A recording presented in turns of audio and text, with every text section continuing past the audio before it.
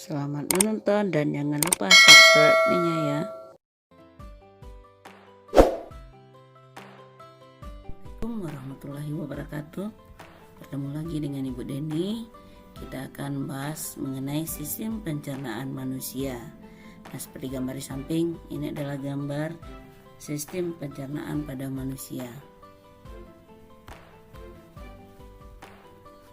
Sistem pencernaan pada manusia dikelompokkan menjadi dua kelompok besar. Yang pertama itu ada organ utama atau saluran pencernaan. Yang kedua adalah organ aksesori atau organ tambahan. Apa itu organ utama atau saluran pencernaan? Yaitu saluran yang dilalui makanan dari mulut, kerongkongan, lambung, usus halus, usus besar, rektum, dan terakhir adalah anus. Sedangkan yang organ aksesori atau organ tambahan adalah kelenjar pencernaan yang mengeluarkan enzim untuk membantu mencerna makanan. Pencernaan makanan di tubuh kita itu dibagi menjadi dua. Ada yang disebut dengan pencernaan mekanik dan ada yang disebut dengan pencernaan kimiawi. Apa pula itu pencernaan mekanik? Yaitu proses pemecahan makanan yang berukuran besar menjadi berukuran kecil atau halus dengan bantuan gerakan alat pencernaan. Pencernaan mekanik ini terjadi ketika makanan dikunyah, dicampur, dan diremas. Sedangkan pencernaan kimiawi adalah proses penguraian makanan dari bentuk kompleks ke bentuk yang lebih sederhana dengan bantuan enzim pencernaan. Kita mulai dulu yang pertama, yang organ pencernaan utama adalah mulut. Di dalam mulut ada 3 organ yang membantu proses pencernaan, yaitu gigi, lidah, dan kelenjar ludah. Kita mulai dulu yang A, gigi. Ya, yang A, gigi. Gigi berfungsi mencerna makanan secara mekanik, yaitu dengan cara dikunyah. Berdasarkan strukturnya, gigi itu dibedakan menjadi 3. Yang pertama adalah mahkota gigi. Mahkota gigi ini adalah bagian gigi yang terletak di atas gusi dan dilapisi dengan email gigi. Kemudian yang kedua adalah leher gigi. Leher gigi ini adalah bagian gigi yang terletak di dalam gusi.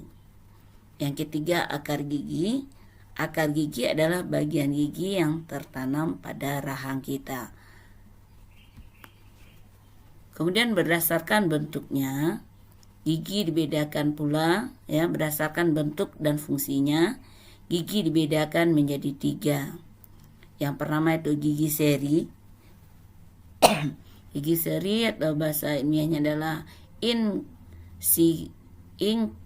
incisivus yang berfungsi untuk memotong makanan. Yang kedua gigi taring atau caninus yang berfungsi untuk merobek dan mengoyak makanan. Kemudian yang ketiga gigi geraham.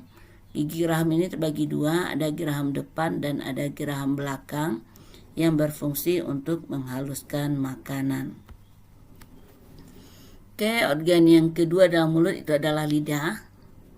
Ya, lidah berperan untuk membantu menelan makanan, mengatur letak makanan, dan mendorong makanan masuk ke kerongkongan. Karena di lidah ada papila lidah atau saraf-saraf pengecap, sehingga lidah kita juga berperan untuk merasakan sensasi rasa manis, pahit, asin, dan asam. Dan kemudian yang ketiga itu ada kelenjar ludah atau disebut juga dengan glandula salivalis. Nah, di dalam rongga mulut ini terdapat 3 pasang kelenjar ludah. Ludah merupakan cairan pekat yang mengandung air, lendir, garam, dan enzim tialin. Fungsi air liur atau ludah dalam proses pencernaan itu adalah sebagai berikut. Yang pertama, karena dia mengandung enzim tialin, Ya, enzim ptialin ini berfungsi untuk merubah amilum yang berupa polisakarida akan menjadi maltosa atau disakarida. Ini pencernaannya makanannya lebih ke yang sederhana. Yang kedua, pelumas makanan sehingga akan mempermudah proses saat menelan makanan. Fungsi berikutnya, melindungi selaput mulut dari panas, dingin, dan basah. Kemudian akan merangsang papila pengecap pada lidah. Kemudian untuk membantu menjaga kebersihan mulut dan gigi. Oke, ini yang kelenjar ludah. Ya, yang tadi. Ini dia. Mengandung enzim ptialin, pelumas makanan, melindungi selaput mulut dari panas, dingin, dan basah, merangsang papila pengecap, membantu menjaga kebersihan mulut dan gigi. Oke, kita masuk yang kedua, kerongkongan atau esofagus. Setelah melalui rongga mulut, makanan yang berbentuk bolus akan masuk ke dalam tekak. Nah, ini yang bolus. Ya, udah ke dalam mulut, masuk lagi ke kerongkongan. Faring adalah saluran memanjang dari bagian belakang rongga mulut sampai ke permukaan kerongkongan atau esofagus. Ini dia esofagus. Pada pangkal faring terdapat katup epiglotis. Nah, ini katup epiglotis. Jadi saat kita makan, maka epiglotis ini akan menutup saluran pernafasan. Otot kerongkongan akan melakukan gerakan polistatik yang meremas bolus dan mendorongnya masuk ke dalam lambung. Nah, yang ketiga, lambung. Lambung terletak di rongga perut sebelah kiri di bawah diafragma. Di dalam lambung, makanan dapat disimpan selama 2-5 jam. Di dalam lambung terjadi pencernaan makanan secara mekanik dan kimiawi. Pencernaan mekanik terjadi pada saat otot-otot lambung mengaduk makanan dengan gerakan peristaltik. Sedangkan pencernaan kimiawi berlangsung ketika makanan yang diaduk bercampur dengan getah lambung. Nah, apa saja yang ada di getah lambung? Di getah lambung itu terdapat 2 macam enzim dan 1 asam lambung. Yang pertama itu enzim pepsin yang berfungsi menguraikan protein menjadi pepton.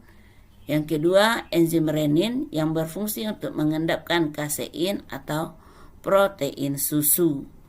Kemudian getah lambung atau lebih dikenal dengan asam klorida itu berfungsi untuk membunuh bakteri yang terdapat di dalam makanan saat kita mencerna makanan. Yang keempat, usus halus. Usus halus memiliki panjang sekitar 8,25 meter. Nah, usus halus ini ada 3 bagian. Yang pertama ini adalah duodenum atau usus 12 jari. Kemudian yang ini jejunum atau usus tengah. Dan yang ketiga ini usus penyerapan atau ileum. Di dalam usus halus terjadi pencernaan secara kimiawi saja. Pada duodenum terdapat saluran yang terhubung dengan kantong empedu dan pankreas. Dan di getah pankreas itu mengandung 3 enzim, yaitu enzim lipase, amilase, dan tripsin. Enzim lipase itu fungsinya adalah mencerna lemak menjadi asam lemak dan gliserol. Kemudian enzim amilase akan mencerna amilum menjadi maltosa. Dan enzim tripsin akan mencerna protein menjadi polipeptida. Usus besar. Usus besar atau kolon memiliki panjang lebih kurang 1 meter dan terdiri atas kolon ascenden atau kolon naik, kolon transversun atau kolon mendatar, dan kolon descenden atau kolon yang menurun. Bahan makanan yang sampai pada usus besar dapat dikatakan sebagai zat-zat sisa. Zat ini berada dalam usus besar selama 1-4 hari. Usus besar berfungsi mengatur kadar air pada sisa makanan.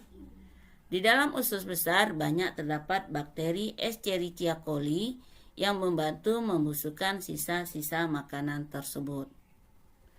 Yang keenam, rektum. Pada bagian ini, feses disimpan sampai waktunya dikeluarkan.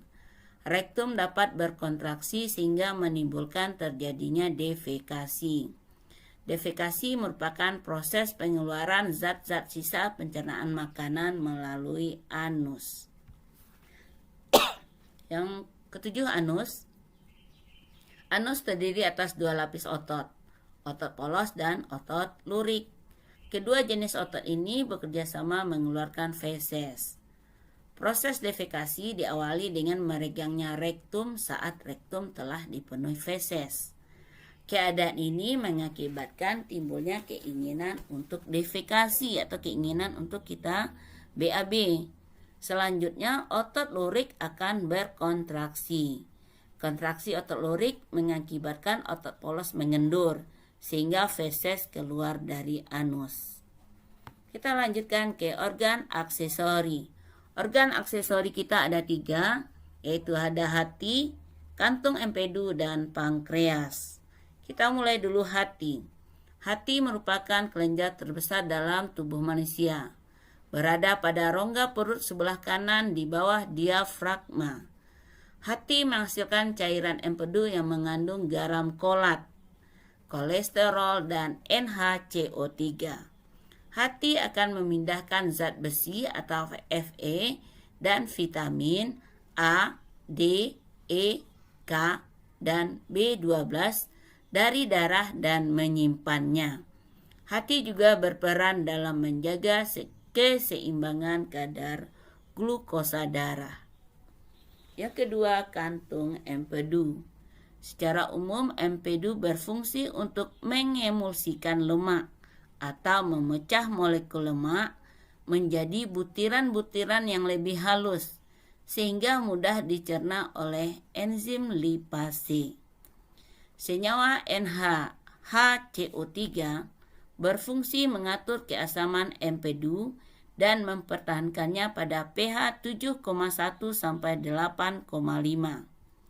Getah empedu berwarna kuning kehijauan karena mengandung pigmen bilirubin. Bilirubin merupakan pigmen yang terbentuk dari pemecahan hemoglobin. Yang ketiga, pankreas. Pankreas merupakan kelenjar berwarna keputihan yang berhubungan erat dengan usus 12 jari. Pankreas menghasilkan getah pankreas yang mengandung zat-zat sebagai berikut. Yang pertama, natrium bikarbonat yang berfungsi untuk menetralkan keasaman isi usus. Yang kedua, enzim amilase yang berfungsi merombak amilum menjadi maltosa dan glukosa. Kemudian yang ketiga, enzim tripsin yang berfungsi memecah molekul protein menjadi asam amino.